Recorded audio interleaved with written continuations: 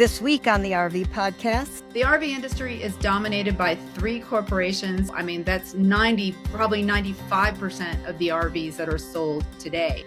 And I think some bean counters came in 2018 and said, hey, you could save a lot of money. Instead of using screws and nails, use glue and staples.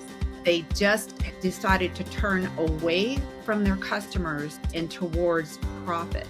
We interview Liz Amazing, who has one mission: protect RV owners who hold the industry accountable. No excuses, no hiding. She exposes it all. While the government is closed, the national parks have mostly stayed open, but at a growing cost. Why you do not want to cancel your RV insurance while the rig is in storage for the winter. All this, plus the RV news of the week and your questions, coming up in episode 570 of the RV podcast. Hello, everybody. I'm Mike Wendland. This is my lifelong traveling companion and my bride, Jennifer. Last week, a good weather for us because we're in Florida, heading back to the cold of Michigan over the weekend. We did have some rain last night. Oh, we had some rain. Wow. It was a lot of rain. Just about flood conditions, I think. And a suspected tornado just across the Florida peninsula, Big Bend, from us here in the Panhandle in Mexico Beach. It damaged a few RVs, tossed a couple over, and it serves as a reminder to always have a couple of weather apps or an emergency weather radio to alert you to upcoming storms. These happened just before midnight. No serious injuries were reported, and Gulf Coast storm chasers had some pretty good photos of it that we will show in the YouTube version of the podcast. Now, for the RV conversation of the week, Liz Amazing is a consumer advocate with a YouTube channel dedicated to helping people who face significant problems with their new RVs.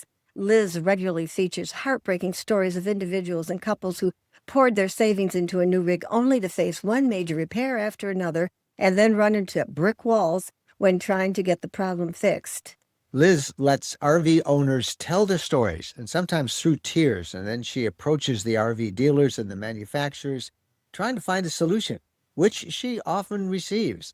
RV manufacturers, they're not in business to make bad stuff, but it does happen sometimes. And through her work, Liz has discovered some industry trends. She advocates for quality improvement and offers help to those with nowhere to go.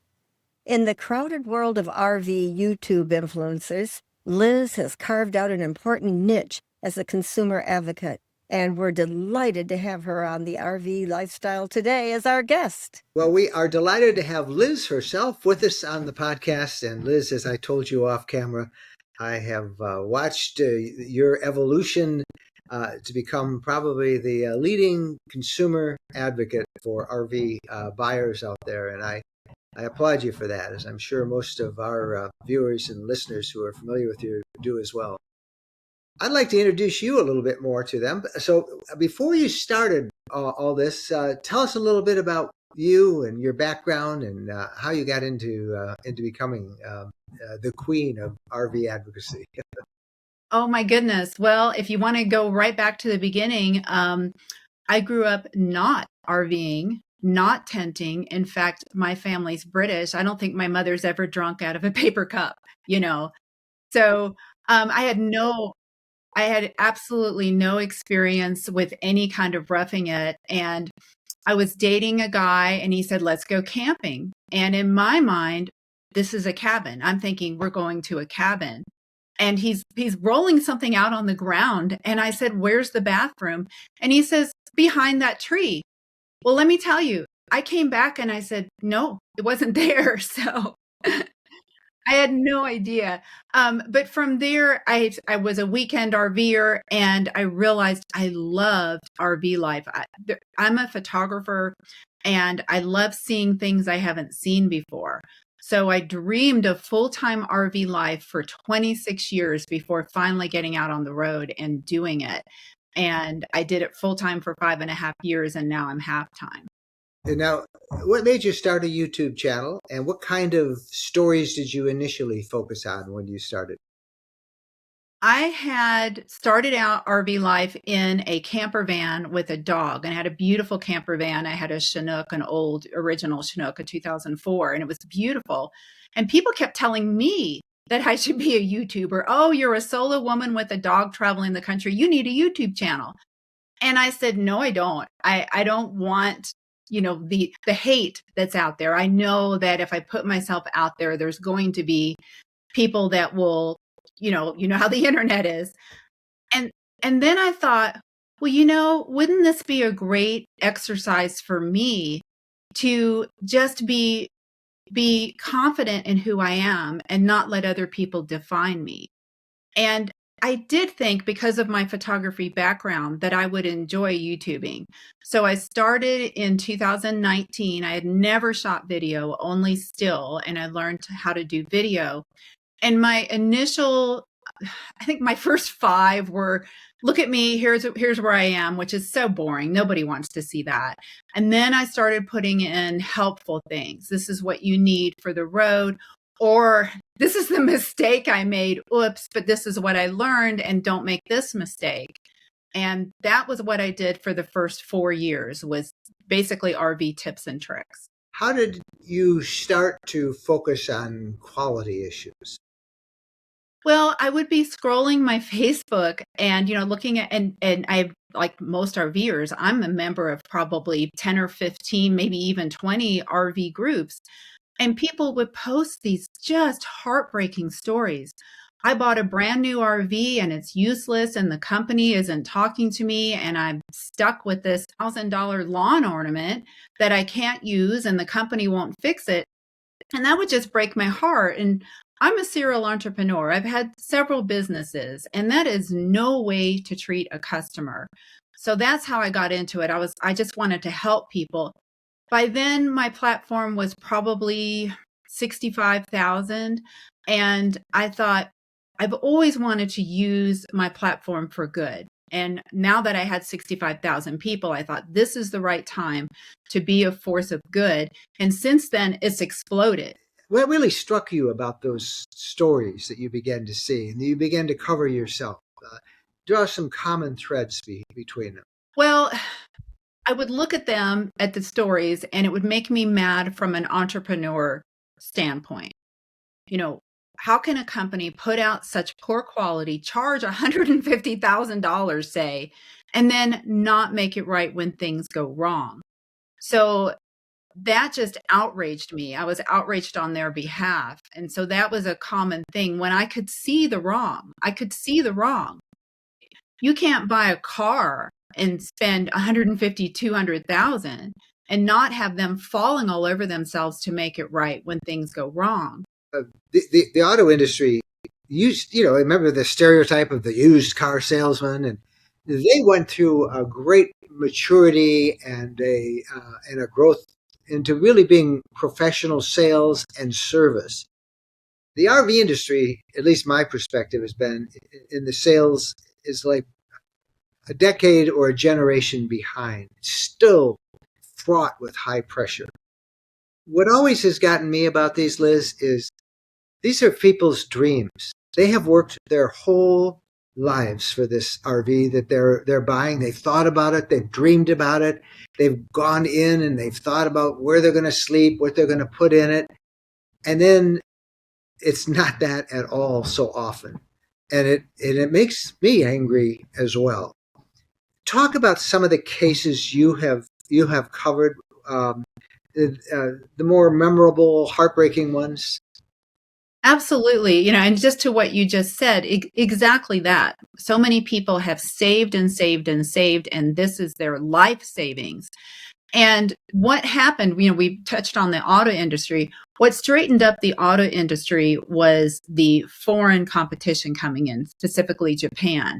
It was the big 3, but having that foreign competition, that really straightened them up. Plus, we had stronger laws and regulation come in. The RV industry is unregulated, and they can and do get away with just about everything. And I have had some cases. I had a gal that was living with a guy, and it wasn't working out. She was young and she couldn't afford an apartment, and someone said, get an RV. So, and she had a child and she wanted a fresh start. So she got the RV, and they had forgotten to seal up the roof And next thing you know, she has mold. And she didn't have any other place to turn. And now she's putting her child's health at risk with the mold and, doesn't have money to go to a hotel. And that was just heartbreaking. And I'm happy to say that I advocated on her behalf and was able to get her money back. And she's now in an apartment. And, I'm glad. And but for her, there's so many others out there that are going through similar situations. That's one, but you have had so many that I've personally seen as I've looked at your channel. Why do you think it is like this? What are the big picture themes that you've discovered and maybe the causes of them? Well, so back in 2018, I think that some bean counters came into these big corporations. The RV industry is dominated by 3 corporations, and that is Thor, Forest River, and Winnebago. I mean, that's probably 95% of the RVs that are sold today. And I think some bean counters came in 2018 and said, hey, you could save a lot of money. Instead of using screws and nails, use glue and staples. The difference in quality. Now, I've been RVing since 1988.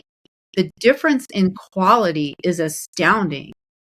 They just decided to turn away from their customers and towards profit. It's really profits before people. And now they're serving the stockholders, not their customers. Many of these companies, like Forest River, used to make a wonderful quality product. I have a 2017 Forest River, wonderful, beautiful, the exact same floor plan is being made today. And they've cheapened it up so much. It looks fine unless you look closely. And then you see that you can feel when you walk in that it's not solid. So these companies are trading on their reputation that they built up over generations. Winnebago's another one. My goodness, they have been around forever. And I think they've just, gotten greedy.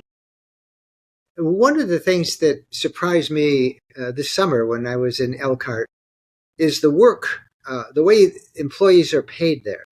They start very early in the morning because most of those factories are not air conditioned. So they start at 5:36, but they're paid by how fast they can work. If they get all their quota done for the day, they can go off, and many of them have second jobs.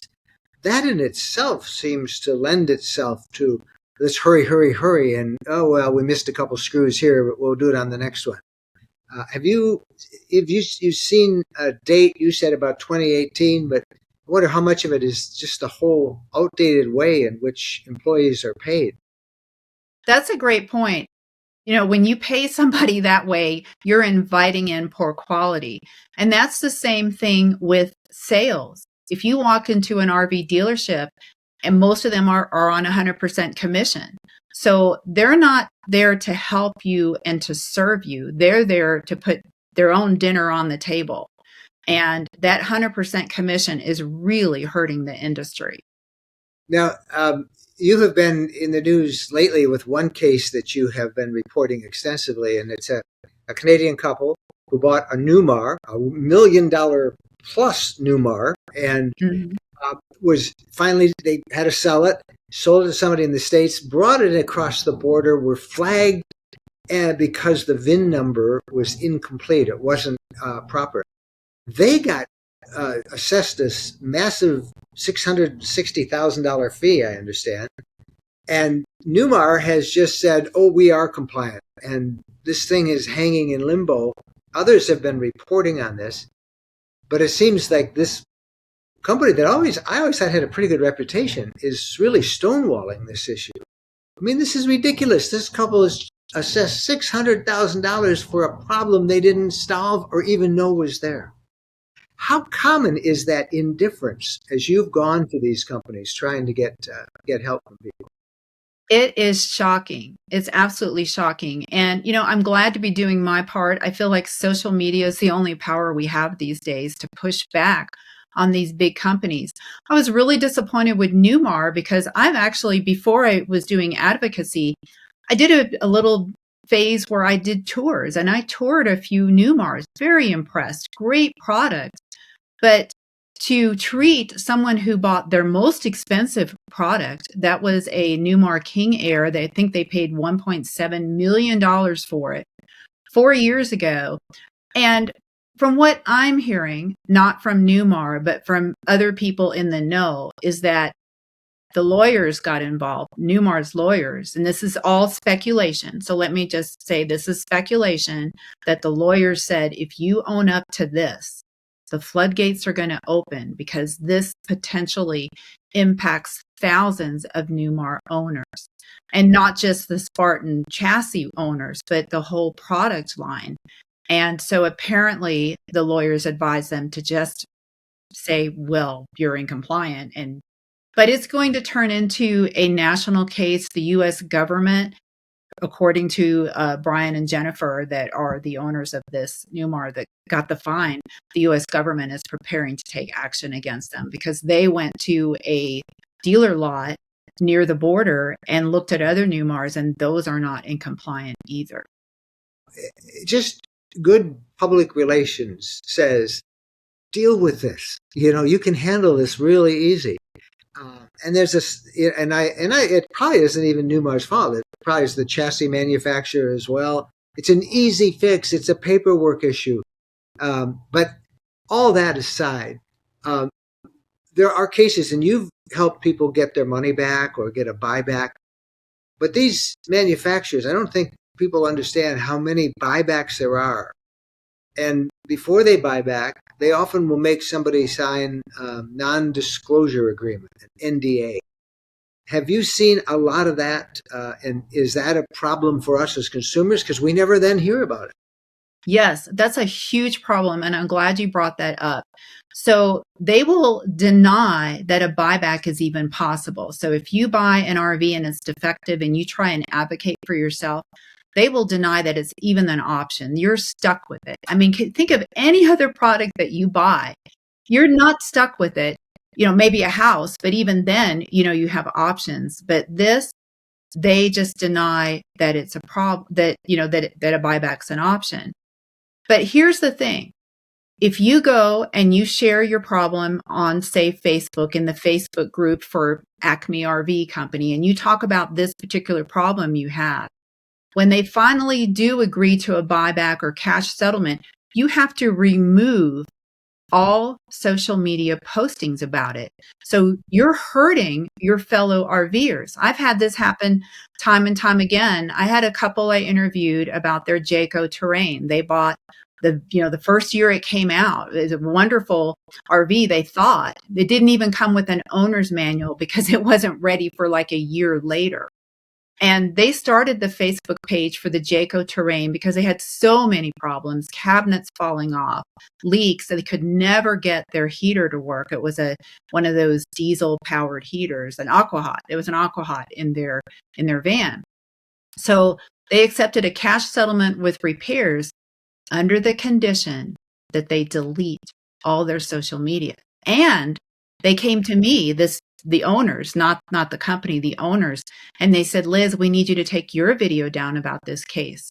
And I said, no, because I'm the only one standing. If you're doing your research on the Jayco Terrain, you go to the Jayco Terrain Facebook page, you will not see all the troubles that this couple had because they had to erase it so they could get their money. Well, let's see if we can turn this now into, how do people avoid these issues? I think the shortest answer is to avoid mass-produced RVs. So the 3 companies I mentioned, Forest River, Thor, and Winnebago, they're responsible for 100 brands, and I'm including Airstream, Newmar, Grand Design, all the things you've heard, Eddie Bauer, Heartland, Jayco, all the common names. Walking into a camping world, it's going to be the big 3. Because they're mass-produced, because they're rushed, because they're paid by the piece, the quality is not there. Now, you'll find some good quality. And in fact, even Forest River, there are people that rave about a certain Forest River brand that's really good quality. But anyway, so they account for 100, but there are over 200 brands out there. So if you go to a small independent RV maker, but do your research, because they're not perfect either.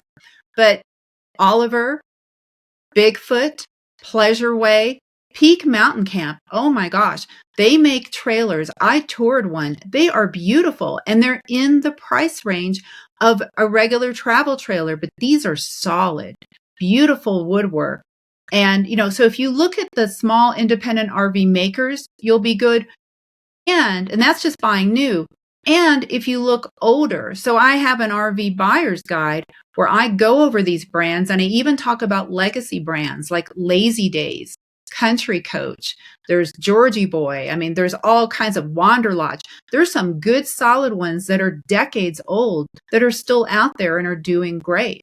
I'll put a link to your buyer's guide in the show notes and in the description below so people can pick that up. But talk a little bit to the industry. What can the industry do to avoid these issues? I think they just need to go back to their roots of caring about the customers, being proud of what they do, putting out quality, and getting away from this overemphasis of profits over people.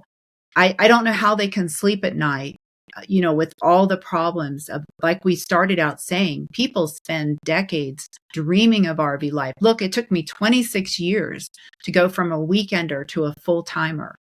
And I think all it's going to take really is to have one good company step up and do it right. And then the other ones will fall in line because there will be a line out the door for the good company. And, they're going to have to do the same or they're just not going to stay in business. It's not sustainable to not take care of your customers. We didn't talk about dealers. We talked about manufacturers. And I think it goes without saying, the big ones, the Camping Worlds, the General RVs. I don't know about Blue Compass, which I see getting bigger and bigger every year. Your recommendation when people shop, do they go to those big ones at least for a price, or do you suggest independent dealers? How do people choose the right dealer to buy from? If you're shopping new, like we just talked about, I think you're better off going with a small independent RV maker, and that is limiting because you generally will have to you'll generally have to buy directly from the factory. Now, if you're buying used, I recommend that you buy in a private sale. Buy directly from the seller, meet them, talk to them, look at their maintenance records. Again, take your time. I always say new or used to get an inspection. But I don't recommend going to the dealer, not when they're on 100% commission, not when they are peddling from the big three. And the big three right now is really struggling with quality control. Liz, you are amazing. So I thank you for spending some time with us. We will again link to your buyer's guide. We maybe can do a check-in every year or so with what's happening out there and the trends you're seeing. Thanks for advocating for all those RVers whose dreams are not what they had hoped they'd be. You are so welcome. Thank you so much for having me on the show, Mike. Thank you, Liz. Again, I want to say that most RV manufacturers that we have found, they wouldn't be in business if you intentionally tried to build bad units. But some respond to customer complaints much more differently than others. And Liz gives, I think, some great advice. And she has been out there sticking her neck on the line for RV owners. And we thank her for helping us to get to know her a little bit better in this week's Conversation of the Week. Hey, time to talk about RV camping and RV overnighting. Now, are you tired of expensive campgrounds and crowded RV parks? What if we tell you there's a way to discover amazing overnight stays across the U.S. and Canada for just $49 a year?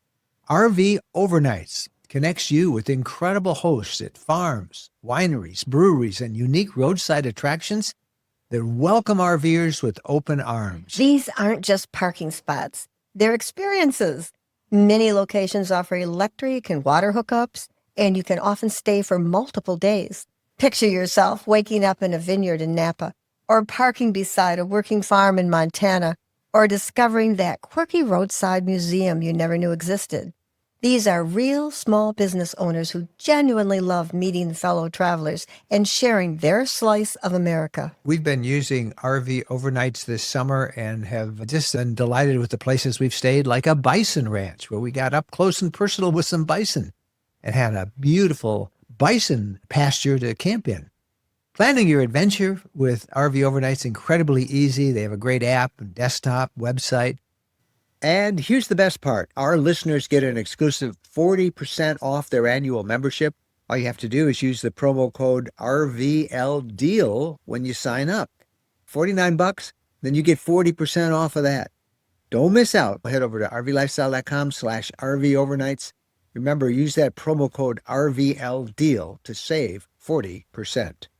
Time now for the RV news of the week. What do we got this week? Okay, more and more stories are emerging each week of the difficulties the nation's national parks are facing during the continued federal government shutdown. Utah is spending $8,000 a day to keep the visitor centers open at its 5 national parks. And groups like the Zion Forever Project are collecting donations and paying to print maps, feed rangers, and keep things open for the tourists showing up. At Joshua Tree, a wildfire started in the camping area during the shutdown. It's now contained. Pinnacles National Park had brownish water coming out of the campsites because a maintenance worker there wasn't available to flush the system.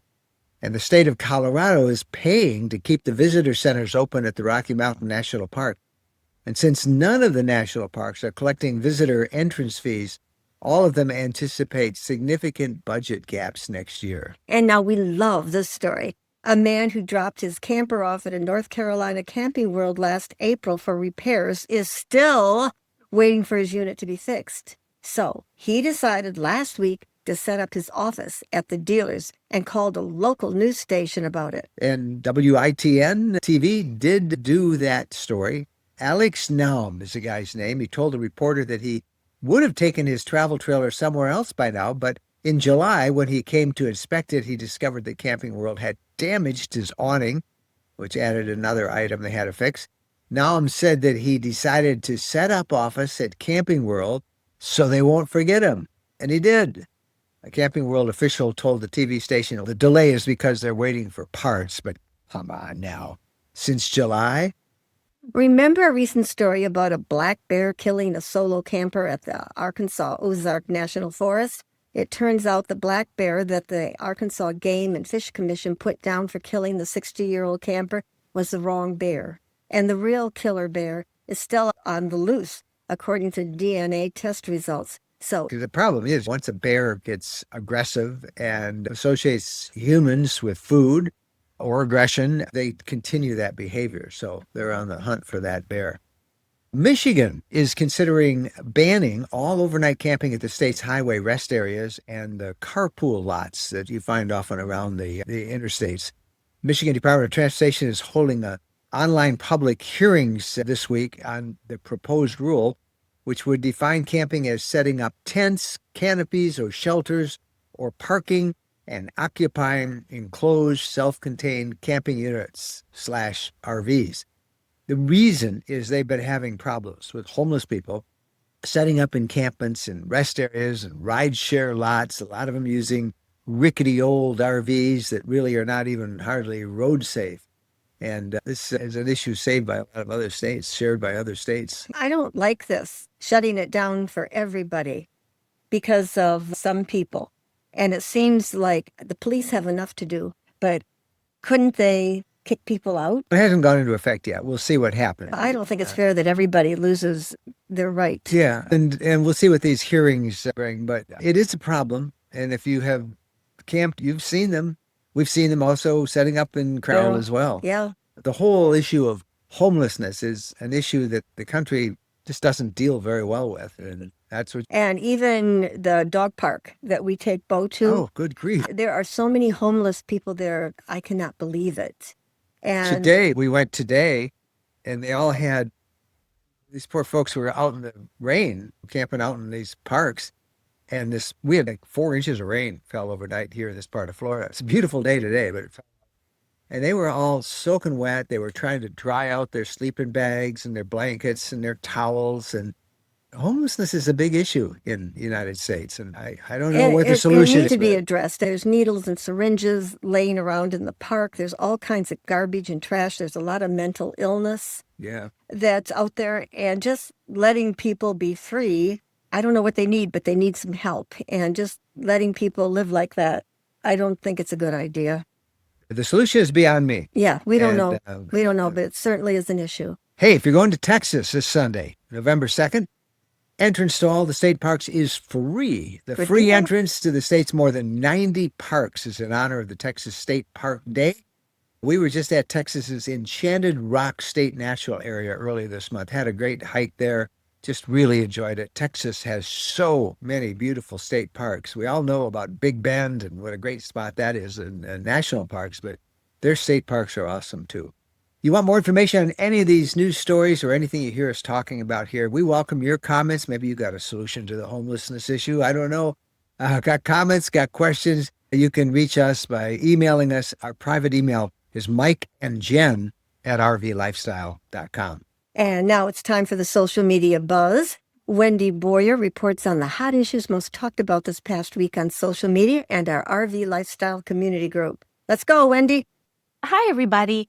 Over in our private RV lifestyle community, the buzz has been our Texas rally. Many of us just got back from our third and final rally of the year in the Texas Hill Country, and boy, did we have a good time.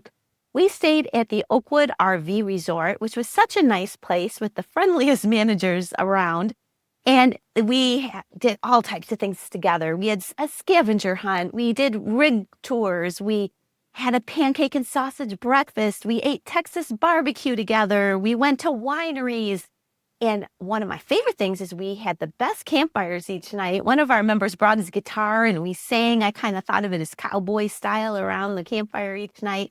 And we ended our time in Luckenbach at the dance hall there doing a little Texas two-stepping. It was a great trip. And now we are, of course, turning our eyes to 2026, where we're going to have 3 rallies next year. Love that community. And while we were all doing this in Texas, the Facebook group continued on, and many people have been posting questions tied to putting their rigs away for the season.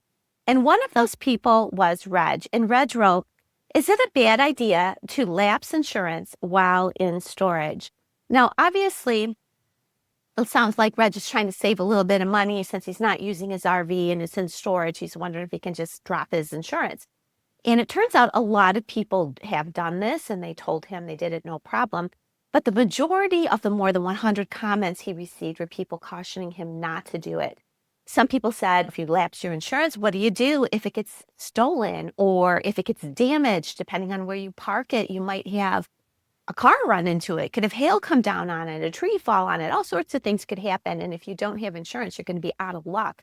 And then there were a couple people who actually put a break on their insurance while it was in storage. One of those people was Savannah. She said when she did that, her insurance company called the state, and then the state canceled her plates. And what was supposed to save her money ended up costing her $700 to get her plates reinstalled. And another person did the same thing, and it was also reported to the state. And then she had trouble getting insurance again because the insurance providers were wary of her. So maybe some better suggestions on what to do to try to save costs were to try to work with your insurance company. Rick said a lot of people where he lives in Ohio have insurance on classic cars that they don't use in the winter. And so what they do is they work with their insurance company, reduce the coverage, and save some money that way. And Rob says he does that with his insurance company for his RV. When it's in storage, the company will work with him. You can change your coverage a little bit and save money. So that might be a better idea for Reg. And wanted to share that in case it could help one of you too. And that's it for me this week. I'm Wendy Boyer, and I'll see you either in our private RV lifestyle community or Facebook group. All right. Thank you, Wendy. Yeah, don't cancel your insurance. It can just lead to all sorts of issues. Finding a place to call your own as an RVer is not always easy. Zoning rules, time limits, campground restrictions often mean that you can only stay for a weekend or maybe a season before you have to move on or build. But what if you could have your own land, a place where you can park your RV, stay as long as you want, whenever you want, place to build your own little RV retreat if you'd like, your own getaway, your own home base. Right now, we know of 2 locations in the country with multi-acre parcels available now that are perfect for RVers who are looking for just that. Wide open land in Arizona and peaceful lake country settings in Arkansas. Both spots offer lots of room to spread out, enjoy privacy, create the RV retreat that you've always wanted. Your land, your rules, your RV lifestyle. Ready to learn more? Let us show you where to begin. Introducing Woodland Hills, a brand new opportunity for your own multi-acreage RV property in one of the South's most desirable locations, beautiful Lake Eufaula, known as the Big Bass capital of the South. This new development goes on sale this month, and it's right by the Georgia border. It's teeming with game, towering hardwood forest, rolling hills, groomed trails, hidden fields, and freshwater springs. This natural paradise has been divided into large acreage properties designed for privacy and ranging in size from 10 to 25 acres. Prices start at only $59,900. Taxes, some of the lowest in the nation at $200 a year. These properties are ready to build, very RV friendly with no HOA. It's your property, your way. The location is ideal near massive Lake Eufaula, beautifully preserved historic towns, state and national parks, and so much more. And it's just a half-day's drive from the sugar sand beaches of Florida. These properties are being sold on a first-come, first-choice basis. You must have a scheduled showing to see them. Call 877-545-LAND. That's 877-545-LAND. Higher elevations in Arizona, where the vegetation is green, is typically where you find the highest prices for real estate and the most restrictions for RVers. But there's something in Arizona this October that is great for RVers in a green zone at excellent pricing. Western Land and Ranches is selling 5-acre RV ranches starting at only $49,900. These are high elevation ranches, so you get cooler temperatures, big mountain views, juniper trees, green grasses, and lots of space to stretch out. Jen and I visited at the ranch, and it is spectacular. It's near everything: the Grand Canyon, Lake Havasu, Kingman, Flagstaff, Sedona. A perfect place to have a home base to explore the West right off famous Route 66. We met the sales manager, Eric, really nice guy. He bought a property for his RV and he's building a container home on it. Check the website for a video tour and showing availability. It's pretty incredible. ArizonaRVland.net. All right, time now for the RV question of the week. Okay, this question comes from Claude. Can you tell me what the RV CB channel is? I've heard 16 more than any other. So 16, is that it? Good buddy, Claude. There really is no universally used CB radio channels for RVers. Pretty much anybody else these days. Now, there are some who say the old trucker standard of channel 19.